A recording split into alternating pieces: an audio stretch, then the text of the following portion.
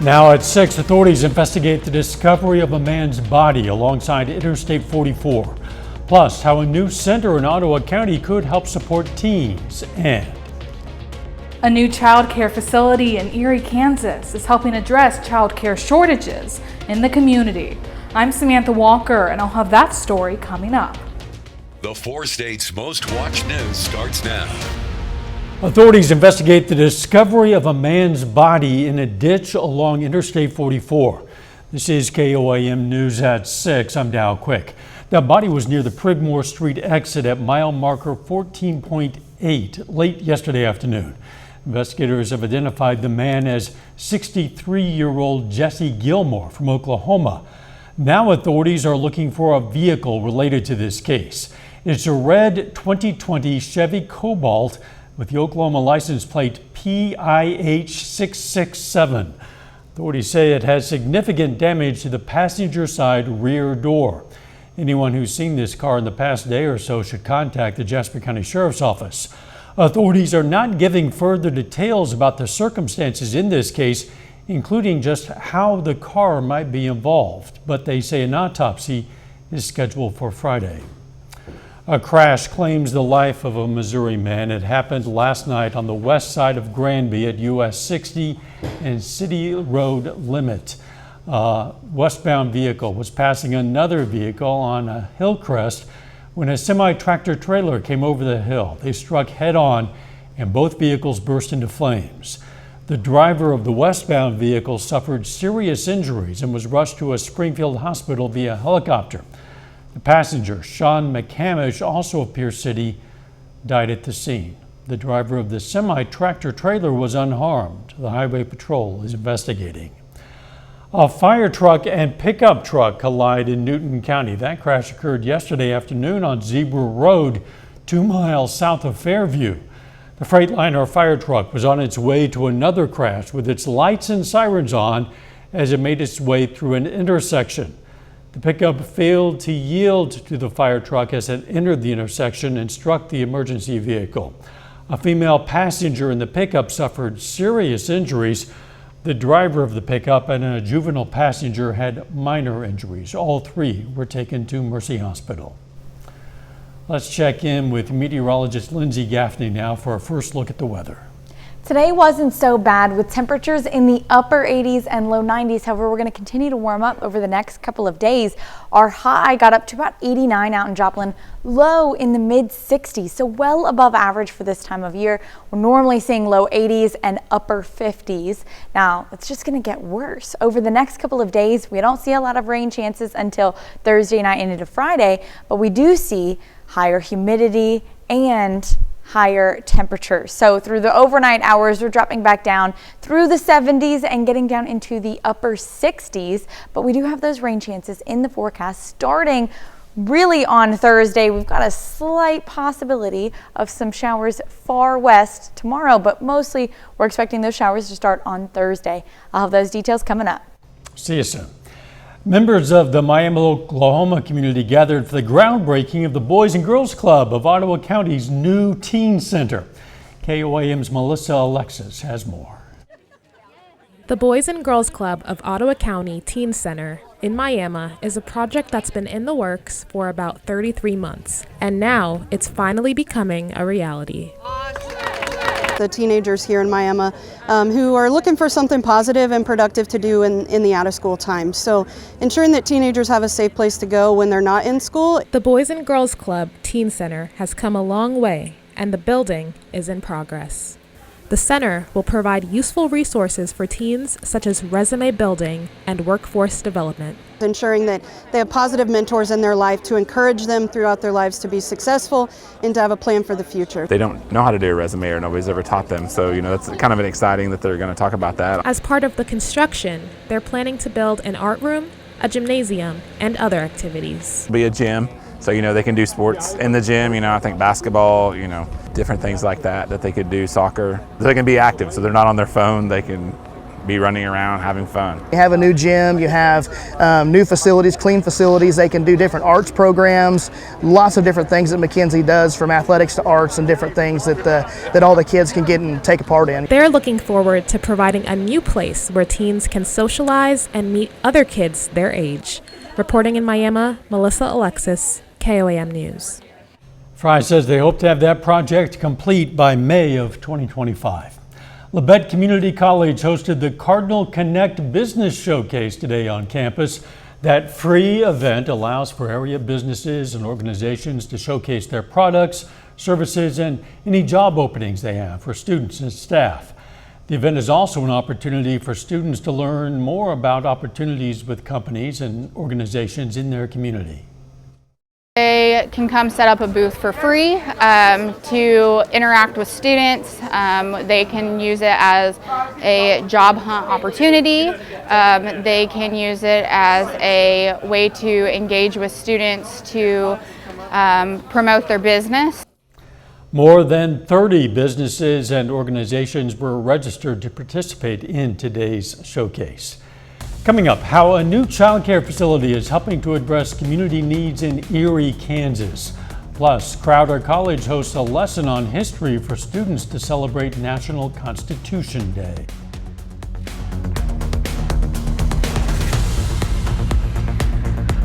Access to child care can be scarce, especially in rural communities, but Eerie, Kansas hopes to help correct that problem by opening a new child care center.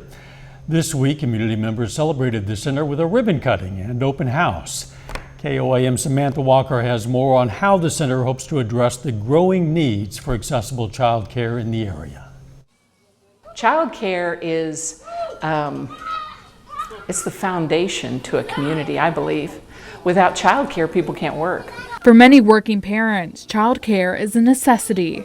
But according to the Center for American Progress, 44% of people living in Kansas live in a child care desert, meaning there is not enough spots for child care compared to the amount of children in the area.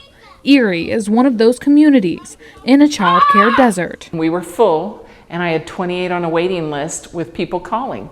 And I hated telling people no, but I had nowhere to put them. When the Eerie Community Child Care Center started a few years ago, it was able to take in 22 kids. The administrator for the facility says those spots quickly filled up, but there was still a great need for child care in the community. We had some parents that were driving to Chanute to drop off kids and then coming back to work and then going and getting them again. We had some parents that were taking kids to work with them, business owners that were having to take kids with them to their workplace. It's what made them apply for a Child Care Capacity Accelerator grant through the Kansas Children's Cabinet. The grant provided funding for the center to build a new facility and increase its capacity to more than 70 children. I believe that it is meeting a need for the parents to be able to work and maintain a good income for their family. The president of the Eerie Chamber of Commerce says the facility is not only making it easier for working parents, but also bringing more jobs to the community. It also has created jobs for the community. If you don't have a school, if you don't have a store, you don't have daycare, people are not going to stay in town. They're going to move to where they do have those things available. The facility opened at the end of June and now has 14 staff members. Diller says the child care center's role in addressing the child care desert is a work in progress, but it's already proving to help the community. I think that we will be able to meet the need of this community and maybe help out with some of the others. Reporting in Eerie, Samantha Walker, KOAM News. Now, with that expansion, the Eerie Community Child Care Center is still accepting new families and is looking for additional staff. Anyone interested is encouraged to reach out to the facility. Crowder College in Neosho, Missouri celebrated Constitution Day with the League of Women Voters of the Greater Joplin area. Constitution Day recognized the adoption of the U.S. Constitution back in 1787. The League of Women spoke about the importance of the 27th Amendment to the Constitution and the power of one vote. They later helped students register to vote. The speakers today are all women. The League of Women Voters is actually open to men and to women for membership, but it was formed after women gained the right to vote under the Constitution back in the early part of the 20th century. Clymer goes on to say it takes a lot for a young person to fully understand and analyze the Constitution. She hopes the event will help to simplify the understanding of parts of the Constitution as well as make it a civil learning environment. If you plan to vote in November, now is the time to register. Take a look. These are the deadlines to remember. Arkansas has the first cutoff for registration in our area. That's October 7th. In Missouri, the deadline is October 9th. In Oklahoma, you have until October 11th. And in Kansas, you're going to have to register by October 15th. A little later, a busy day of high school softball throughout southwest Missouri. John Dales has that story and more. And we're heating up later this week. I'll talk about that right after the break.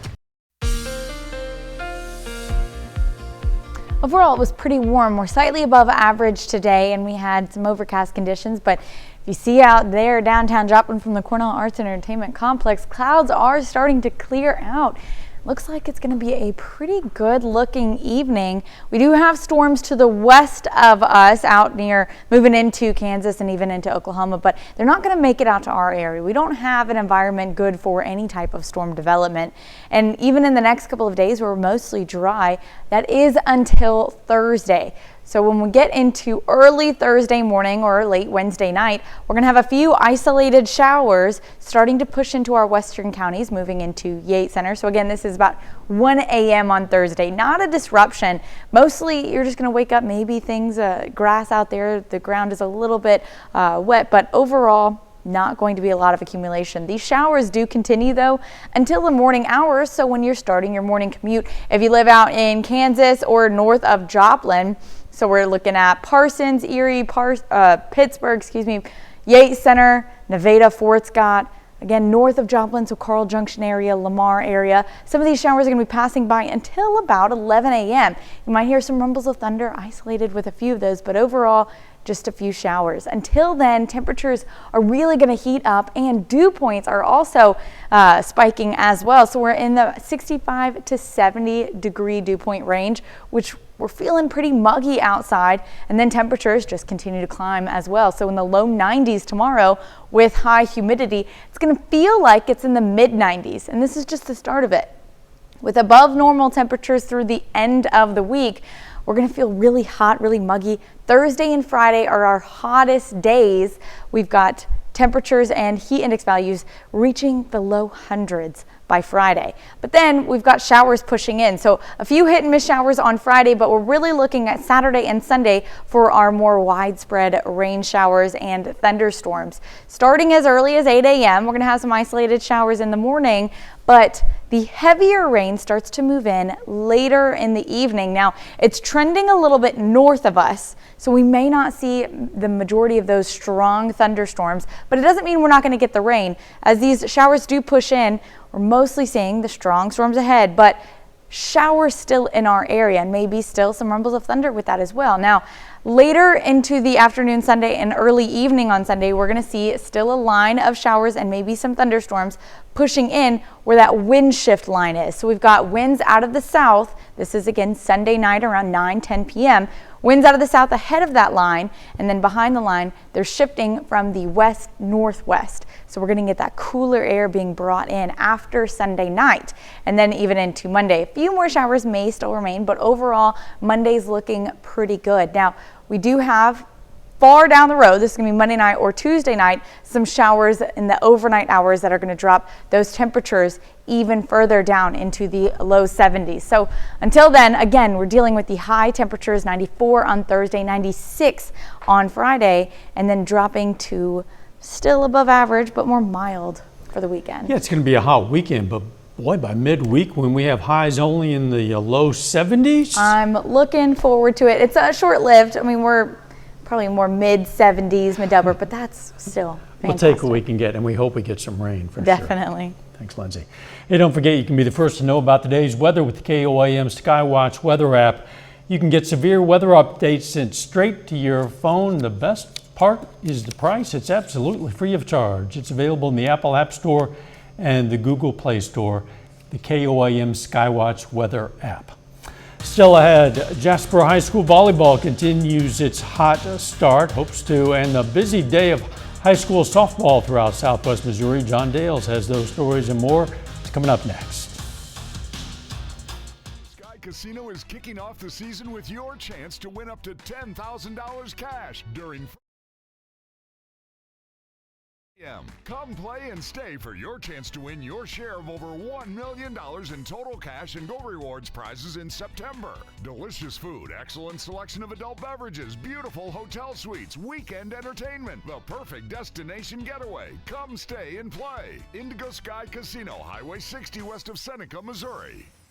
Struggling with moderate to severe Crohn's disease or ulcerative colitis? Talk to your doctor about #1 prescribed Entyvio, offering 2 maintenance options, including the Entyvio pen. Infusion and serious allergic reactions can happen during or after treatment. Entyvio may increase risk of infection, which can be serious. PML, a rare, potentially fatal brain infection, cannot be ruled out. Tell your doctor if you have an infection, flu-like symptoms, sores, or are prone to infections. Liver problems can occur. Entyvio, relief, remission for real. Entyvio. Ashley, this is home. Frontenac's Festa Tayana is back for its 25th year.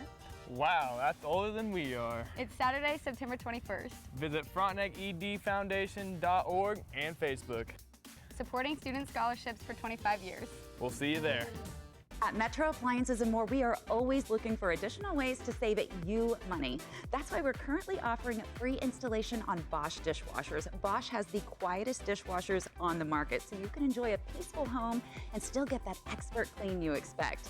With features like advanced drying and energy efficiency, Bosch has everything you need in a dishwasher, and they start at just $549. Shop at Metro Appliances and More today to find the right price on the right product right now. Despite being such a large company, we still have that small town business vibe. Most of us are able to work in multiple places doing multiple different things, and just about everybody gets along here. I like all my coworkers. Apply today.